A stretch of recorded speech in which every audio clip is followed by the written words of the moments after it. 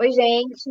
Estamos começando mais uma entrevista da série de entrevistas que o Diário do Rio está fazendo com os candidatos nas eleições de 2022. Hoje nós recebemos o Jânio Mendes, que já foi vereador de Cabo Frio, ele é de lá, né? Também já teve 2 mandatos na Alerj como deputado estadual. Foi também presidente do PDT regional, ali da região dos Lagos, e hoje, novamente, é candidato a deputado estadual. Jânio, boa tarde, obrigada pela sua presença, por aceitar o convite do Diário do Rio. Boa tarde, Verônica. Obrigado a você. Prazer é todo meu estar aqui conversando com você através do Diário do Rio, falando aí para a grande massa de cidadãos fluminenses que estão aí se preparando, né, para esse grande exercício de cidadania, essa decisão no dia 2 de outubro para votar. Quero contribuir, Vanessa, para esse momento.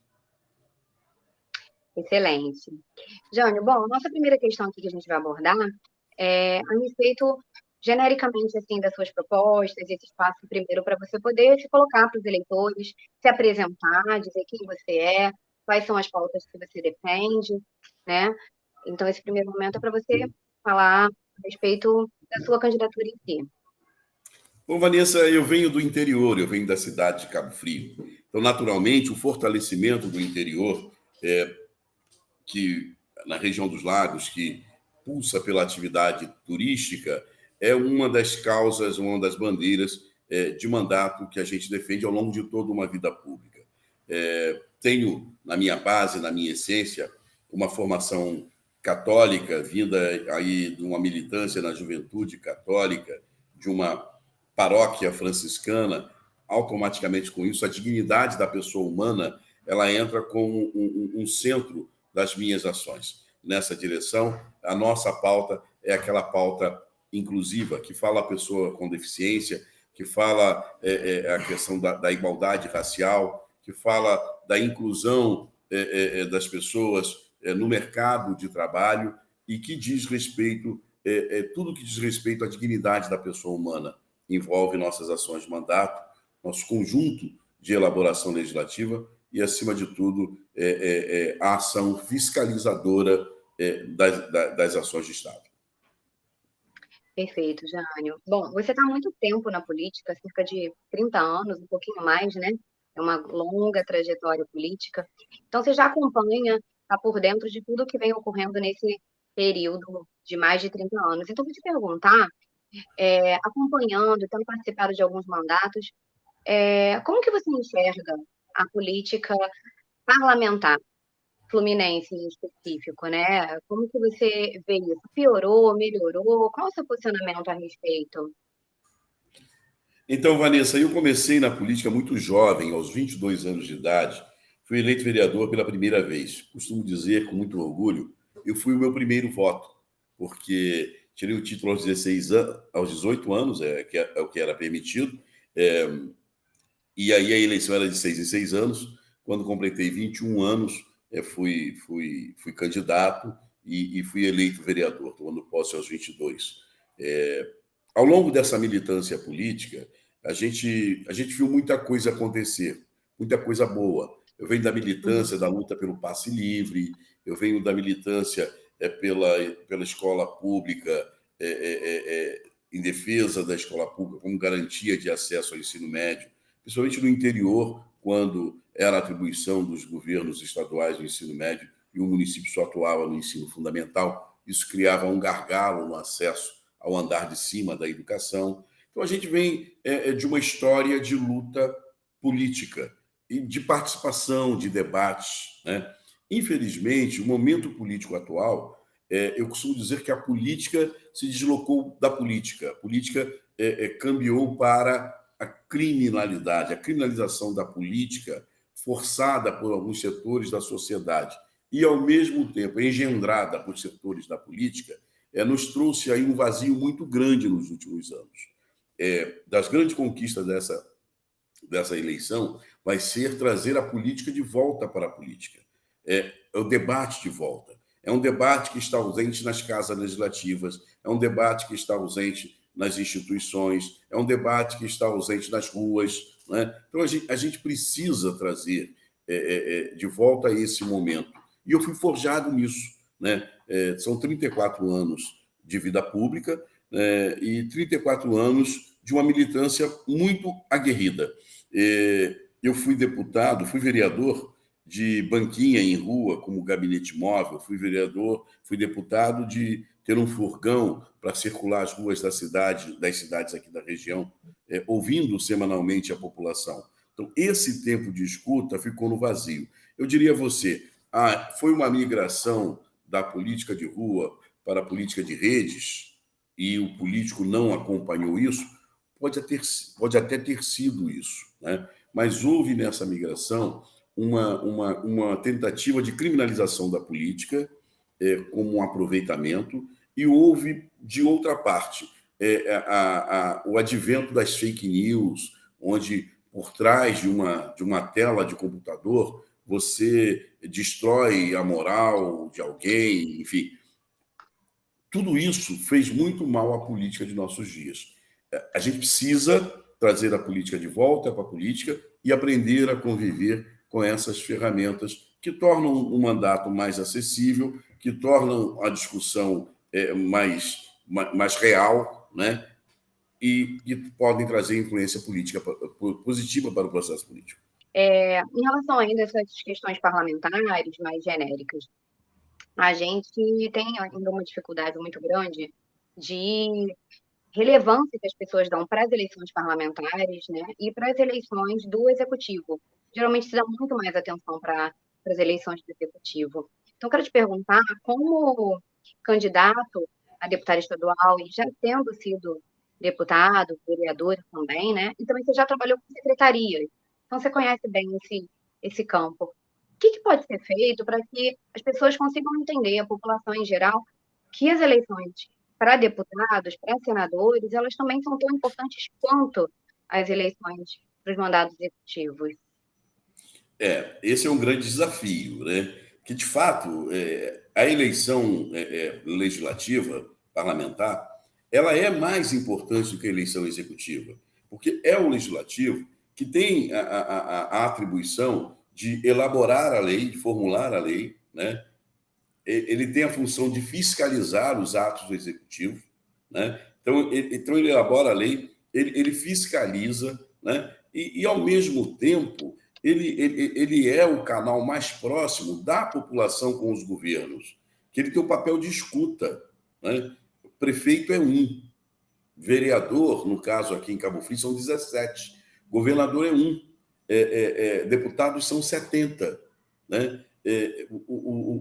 A administração central, ela está organizada num eixo, num palácio, de onde emanam as decisões executivas, né? Os parlamentares estão na base, nos municípios, lá no mais recôndito, no extremo, seja lá em Campos dos Goitacazes, lá em Varriçai, ou lá no outro lado, em Rio Claro, Paraty, né? Nos extremos do estado, você tem a capacidade de ouvir, de trazer a demanda para fazer a formulação legislativa, seja ela através de uma indicação, de um requerimento ou de uma lei propriamente dita. Então, é preciso que essa compreensão as pessoas tenham da importância do papel do legislativo.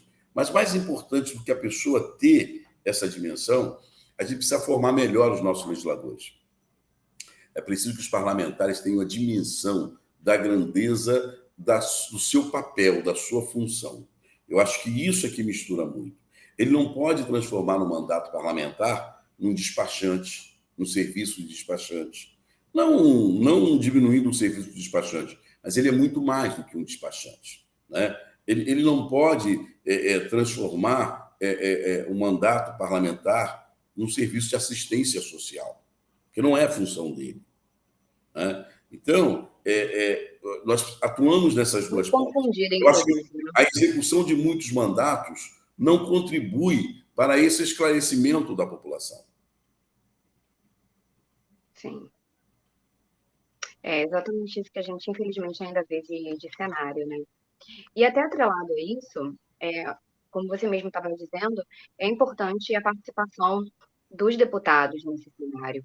Enquanto deputado estadual, como você vê que é possível participar, né, ali dentro da Assembleia? Qual deve ser a posição do deputado hoje atuante para justamente possibilitar toda essa mudança de cenário?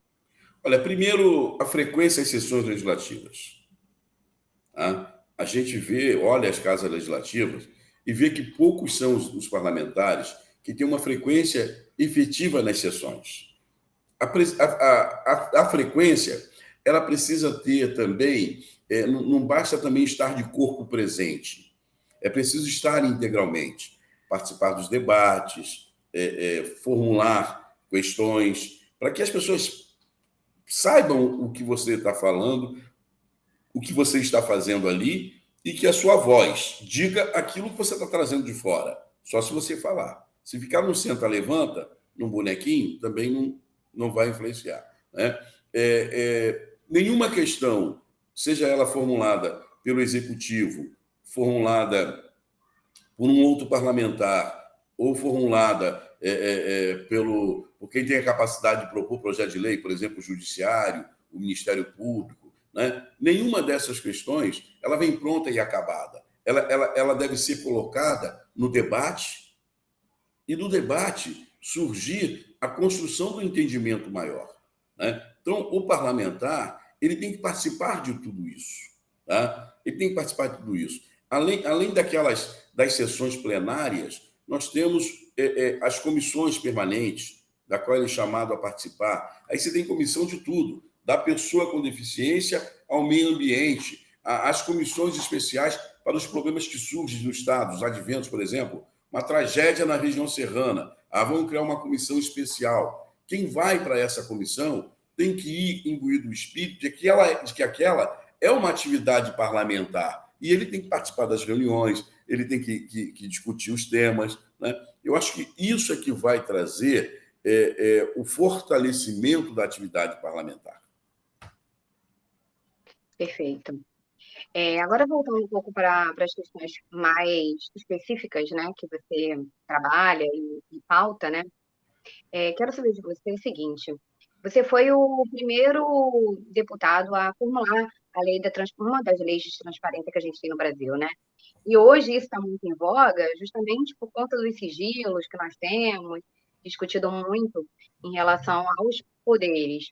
Então, quero te perguntar o seguinte: o que mais pode ser feito? Como um mandado de deputado estadual pode avançar ainda mais, de forma que os gastos públicos eles realmente sejam mais transparentes, que as pessoas consigam ter acesso, pessoa comum, ter mais acesso ao dinheiro que ela paga como imposto, como ele é gasto, como ele é utilizado.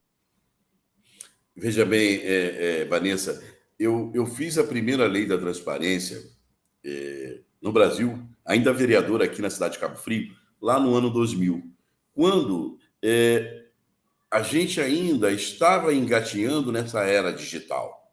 Não tínhamos as plataformas que temos hoje. Não tínhamos os aplicativos que temos hoje. Não tínhamos ainda o telefone celular com toda a capacidade que tem de a gente carregar um computador em mão, né? Uhum. E de interagir. Né? Então, lá atrás, a gente já pensava nisso. Com as ferramentas que temos hoje, não há mais sentido de que o orçamento público ele seja uma caixa preta. Não há mais sentido de que uma ação, um projeto de lei, tramite em sigilo dentro de uma casa legislativa. Não há mais sentido de que a participação popular, olha, eu sou de um tempo, aqui em Cabo Frio, a gente desenvolveu, a Constituição ela prevê lá no ato da disposição transitória, né, a participação popular através das leis de iniciativa popular. E pouco você escuta disso a nível de Brasil. Praticamente nada. Salvo engano, eu acho que o Congresso Nacional só teve uma votação de uma lei de iniciativa popular. Foi a lei da ficha limpa. Né? Eu acho que esse foi o único episódio a nível de Brasil. E aqui em Cabo Frio, a gente desenvolveu na época, ainda em 1998, né, uma lei, nosso mandato, escutando na rua, uma lei para suspender a cobrança da contribuição de iluminação pública. E aquela época, a gente tinha que sair às ruas pegando a assinatura com abaixo assinado de cada cidadão, um sacrifício danado para ter 3% da população assinando um abaixo assinado para dar entrada numa lei de iniciativa popular. Hoje você pode fazer essa assinatura, coletar essa assinatura digital. Né? Então, no instalar do dedo, você recolhe o número necessário de assinatura para colocar em pauta numa casa legislativa um tema, um assunto que os parlamentares fogem do debate, fogem da discussão. E aí você pauta essa discussão. Então, tudo isso é transparência. Tudo isso é transparência. Tá? Você não pode mais conceber hoje que um procedimento licitatório ele corra de forma sigilosa em qualquer instituição pública, seja numa prefeitura, no governo do estado, no governo federal, ou numa autarquia, ou numa fundação. Esses dados eles precisam ser abertos, eles precisam ser transparentes. Da mesma forma que os órgãos de controle, os tribunais de contas, seja do município na capital, que no caso aqui no Rio de Janeiro, só quem tem Tribunal de Contas municipal é o município do Rio de Janeiro, ou o Tribunal de Contas do Estado, esses processos de controle, eles precisam ser abertos para acompanhamento e controle social. Eu não posso entrar com um requerimento, enquanto cidadão, questionando um determinado procedimento licitatório, e esse procedimento vai correr no Tribunal de Contas e eu não vou acompanhar. Né? Então, são mecanismos de transparência. A mesma coisa o processo judiciário. Né? O processo judiciário ele precisa correr de forma célere e transparente. Então, transparência, quando a gente fala de transparência, a gente não fala apenas do processo de gestão pública na execução de um governo municipal, mas de todas as formas de governo e de ação. E hoje, os mecanismos que a gente tem hoje, digitais, nos permitem isso. Perfeito. Isso eu acho viável de forma prática, né? Porque existe uma certa resistência nesse sentido, a gente sabe disso. De fato, implementar isso no âmbito estadual. Sim, é possível, é necessário, é uma exigência dos tempos atuais. Perfeito. Então, agora para a área de educação, que também é uma pauta que o senhor costuma defender, e o seu partido é muito conhecido a respeito, né? Pelo fundador dele, inclusive. O senhor defende a educação integral, né? De forma integrada, na verdade. E é outra questão que a gente tem muita dificuldade agora, principalmente depois da pandemia. Muitas questões estão sendo enfrentadas, muitas dificuldades estão sendo enfrentadas no cenário educacional, né? Então, eu queria saber do senhor quais são suas perspectivas e projetos para implementar esse tipo de educação integrada. Olha, a gente tem o Rio de Janeiro, eu costumo dizer o seguinte, o Rio de Janeiro tem um privilégio para o programa de educação integrada em tempo integral. Primeiro é o seguinte, nós temos uma herança do Brizola de 500 CIEPs distribuídos pelo Estado, principalmente das comunidades carentes, onde existe a maior necessidade de haver um choque de educação. Tá? Então, a estrutura física nós temos. Tá? Hoje a gente tem um orçamento, porque o Rio de Janeiro tem o pré-sal. E o pré-sal, obrigatoriamente, 75% aplicado em educação e 25% em saúde. Então, se você tem o recurso, se você tem a estrutura física pronta, tá? Vanessa, a gente teve muitas tragédias nos últimos anos na região serrana. Você nunca ouviu dizer que um CIEP tenha ruído. É verdade. Né? Porque Pelo são contrário, obras ele abriga. abriga os desabrigados. Né? Exatamente. Então, toda essa estrutura ela está pronta, tá? Para que o Rio faça uma grande revolução. Se perdemos lá no passado, quando não se deu continuidade ao projeto do Brizola e do Darcy, né? Nós temos a oportunidade de começar agora. Qual foi o argumento no passado? É muito caro, mas hoje a gente tem recurso. O Estado hoje está gastando dinheiro com brincadeiras de fazer FAETEX, concursos ainda de manicure, de não sei o quê, de iniciação em Windows, não sei o quê, quando a gente está lá adiante. A sociedade está adiante. Tá? Vamos pegar esse recurso e fomentar a educação básica. O Estado pode ser parceiro. A Constituição é clara. É competência do município o ensino fundamental, o primeiro segmento. é competência do Estado o ensino médio. Mas existe a competência suplementar do Estado. Os estados que têm recurso podem socorrer a educação fundamental dos municípios que não têm recurso. É essa a atribuição do Estado. Então, não há outro caminho senão a educação. A gente olha a situação de violência no Rio de Janeiro. Há quanto tempo a gente experimenta essa história de caveirão, de blindado, de polícia invadir? O que resolveu? Ao contrário, está cada dia pior. Agora, nós não fizemos a experiência ainda de dar um choque de educação integrada em tempo integral. Por isso, eu fiz uma lei, quando o Estado começou a municipalizar os brisolões, municipalizava para qualquer coisa. Você tem uma ideia, aqui em Guaba Grande, nosso município vizinho, municipalizaram um CIEP para ser a sede da prefeitura. Você tira as crianças, tira a escola e coloca as secretarias municipais. Daí, a gente fez uma lei determinando que os brisolões só podem ser municipalizados desde que mantenham sua filosofia de fundação, que é a educação integrada em tempo integral. Essa lei está em vigor no Estado hoje. Isso impede a municipalização a Bangu dos brisolões. E agora, com o advento do pré-sal, a gente tem essa oportunidade ímpar de dar esse grande salto. Essa é uma das coisas que eu vou cobrar na Assembleia Legislativa, se o povo me permitir retornar ao mandato de deputado, de forma mais incisiva, que o orçamento da educação ele seja rigorosamente aplicado e com ênfase na educação integrada em tempo integral. Perfeito. Só para esclarecer um pouquinho, educação integrada, no que consistiria esse projeto, né?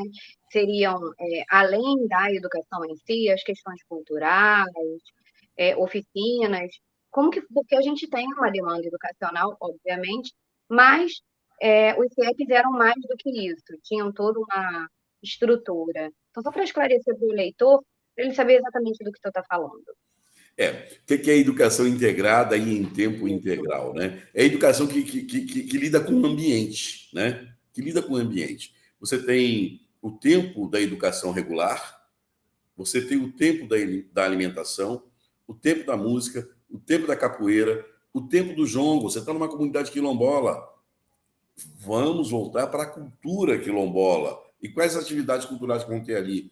Próprias daquela comunidade quilombola, para manter a raiz, manter a tradição, né? Valorizar culturas e costumes. Então, a educação integrada, ela envolve principalmente a potencialidade. Numa escola dessa, tem que ter música, teatro, dança. Para quê? O vocacionado, despertado ali, ele possa desenvolver a sua vocação. Porque a educação, ela não é apenas para dar um diploma, ela é para formar o cidadão. É a essência da educação. Né? E o cidadão, ele é um todo. Né? Podemos ter, por exemplo, também é uma lei de nossa autoria, né, que introduziu o empreendedorismo na educação pública, porque hoje o que acontece? É uma realidade.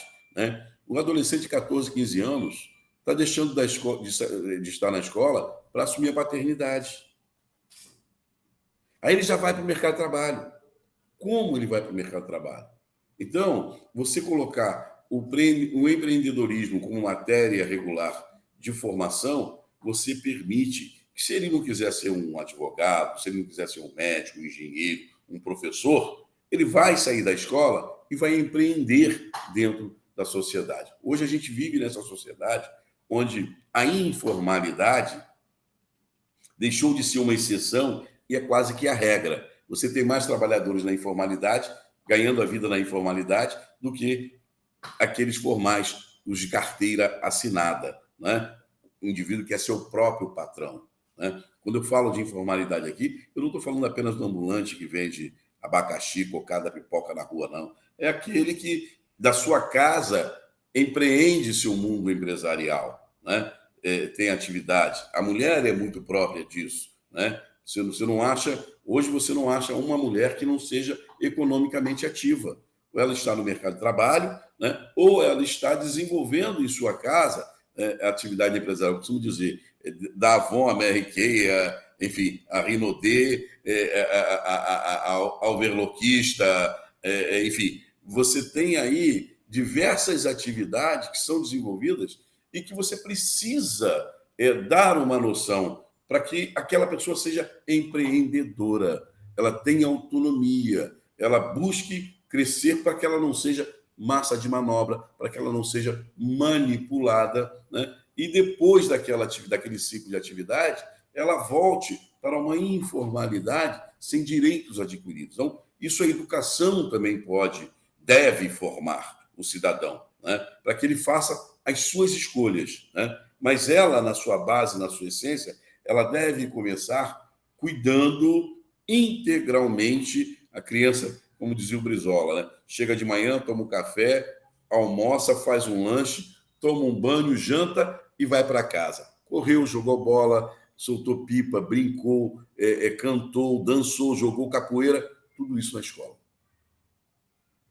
De uma maneira que ele está também ali assistido, não Isso. está na rua, não está num ambiente perigoso, Não é enfim, uma né? presa fácil da droga, da Exato, criminalidade. perfeito. Falando de uma outra pauta que foi bastante recente, tem relação a essa questão do incentivo da economia do interior, que é justamente de onde o senhor vem, né? Para que o eleitor possa entender melhor como fortalecer essa economia do interior. Geralmente se fala muito de turismo, mas o que mais o interior ele pode colaborar nesse projeto como um todo estadual? Olha, o nosso interior do Rio de Janeiro, ele é muito rico, né? Ele é muito rico. Você vai num extremo, por exemplo, Varriçai. Varriçai tem o melhor café do estado, né? E aí você vai lá, o cafeicultor ainda produz café de forma rudimentar. Aqui em Cabo Frio, na região dos lagos, nós temos a nossa Laguna de Araruama, né, que é um celeiro produtor de camarão, nosso famoso camarão cinza, que é o melhor camarão que tem, né? Não é aquele de cativeiro que vira borracha na boca, né? Como fomentar essa atividade pesqueira, né? Chega agora, que encerra o período defeso, o pescador de forma artesanal pesca um camarão em excesso, joga com subpreço no mercado e ele não é industrializado. Então você precisa ter uma cadeia que olhe a economia do interior por sua potencialidade e dê instrumento, né? A gente já foi o maior produtor de pescado do Brasil. Perdemos essa condição hoje para o estado de Santa Catarina. Porque Santa Catarina investiu na industrialização da pesca, investiu na profissionalização do pescador artesanal. Nós estamos aqui ainda com o pescador caiçara, com uma prática rudimentar, usando seus próprios apetrechos, sem o apoio e incentivo do Estado. Então, você olhar o desenvolvimento do interior, você precisa olhar essas particularidades, né? Então, quando você olha, por exemplo, lá na região aqui na própria região de Cabo Frio ou lá na Costa Verde, você vai ver que hoje nós temos uma atividade muito forte. Por exemplo, Cabo Frio deve ter aqui 6 mil veículos matriculados aqui no posto do Detran local. E tem 5 mil lanchas, jet ski, matriculados na Capitania dos Portos. A atividade náutica, tanto aqui quanto na Costa Verde, é uma atividade muito forte, que corre sem regulamentação. Então, você olhar e regulamentar essa atividade, profissionalizar o marinheiro, o mecânico náutico, ter escola, né, como a gente tinha antigamente o Senai, formando para a indústria, que era aquele conglomerado, deixou de ter aquele conglomerado, o Senai fechou as suas portas para o fechamento de mecânico. Mas surgiu essa grande atividade de náutica, de jet ski, que nós precisamos formar mecânicos para isso, né? Então, muitos desses jovens que estão aí perambulando pelas ruas, servindo de avião para o tráfico de drogas, poderiam estar numa escola formando-se em mecânico náutico, em piloto, né? Então, você olhar o interior na sua potencialidade e trabalhar isso é fundamental. O Estado precisa ver essas particularidades. Eu costumo dizer, Vanessa, que nós aqui no Brasil, de modo particular no Rio de Janeiro, a gente viveu o ciclo do ouro verde, do nosso pau-brasil, que atraiu aqui as primeiras expedições, o interesse europeu, né? a violência praticada contra nossos índios, foi para a exploração do pau-brasil. Depois nós tivemos o ciclo da cana-de-açúcar, né? Ouro Branco. Depois nós tivemos o ciclo do sal aqui na região de Cabo Frio, a indústria salineira, no período em que a Inglaterra e Índia, né, o grande líder Mahatma Gandhi defendia a libertação da Índia pelo sal, o Brasil produzia seu próprio sal com todo vigor aqui na nossa região dos lagos, e lá no Rio Grande do Norte, né? Era a grande produção do Brasil, era autossuficiente. Depois nós tivemos o ciclo da pesca, tivemos o ciclo da laranja. A nossa região aqui, de Cabo Frio até Itaboraí, foi a maior produtora de laranja do Brasil. Até hoje a Embrapa registra que a melhor laranja do Brasil é a folha murcha, que é própria aqui de Araruama, São Vicente, né? Então, toda essa indústria econômica, ela se perdeu e o Estado nada fez. O que acabou com a laranja foi uma praga chamada fumagina, dizimou, tá? E aí não houve um tratamento da terra. E essa terra foi entregue para a especulação imobiliária, porque o Estado sempre foi ausente. O que acabou com a produção de sal aqui na nossa região? Foi a queda na hipersalinidade da laguna de Araruama, em razão do boom imobiliário do entorno. Muita água doce na lagoa, baixou a salinidade, a produção de sal caiu. Então, o Estado não interviu para evitar esse desequilíbrio na laguna, né? Então, quando você olha a atividade, a economia do interior do Estado, você precisa olhar essa vocação e tratar essa vocação. O Estado foi ausente nessa preservação. Ainda há muito que é possível se recuperar. Por exemplo, a Laguna de Araruama, ela é umbilicalmente ligada ao oceano por um canal, que é o canal do Itajuru, que, se a gente resolve a questão do esgoto, ela se retroalimenta. A terra que produz laranja aqui de São Vicente até Itaboraí, ela está aí, ainda longe da especulação imobiliária e já recuperada. Falta o quê? O incentivo à produção, né? A produção, a cafeicultura de varriçai, porciúncula, Natividade, Bom Jesus, né? Ela é produzida e vai para o Espírito Santo para ser beneficiada pelo Espírito Santo e é registrada como produção do Espírito Santo. A gente precisa inverter isso e trazer para o Rio de Janeiro esse beneficiamento da produção do café para estimular a geração de emprego e renda. Então, você olhar a economia do Rio de Janeiro, é preciso olhar isso. É o que você falou, não é só turismo. Turismo é a indústria que mais cresce no mundo. Nós temos no interior o maior potencial turístico, mas a gente pode ter, por exemplo, na preservação da cafeicultura em varriçai e porciúncula, agregar o turismo rural, sem prejudicar a atividade.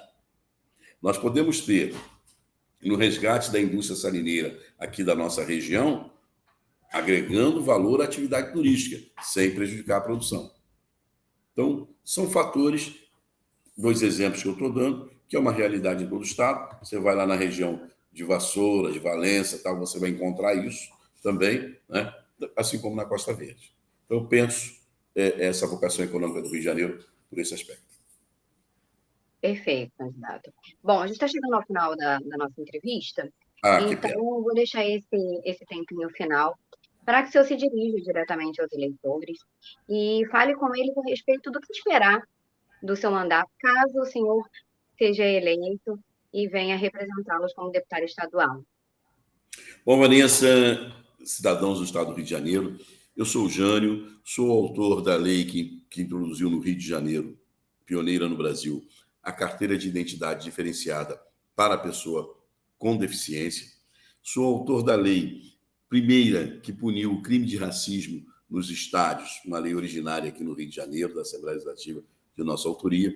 Então, toda essa minha luta pela causa da dignidade da pessoa humana, pelo respeito às diferenças, ela vai estar presente numa ação futura de mandato. Um olhar para a geração de emprego e renda, pelo desenvolvimento potencial econômico do Estado, vai estar presente.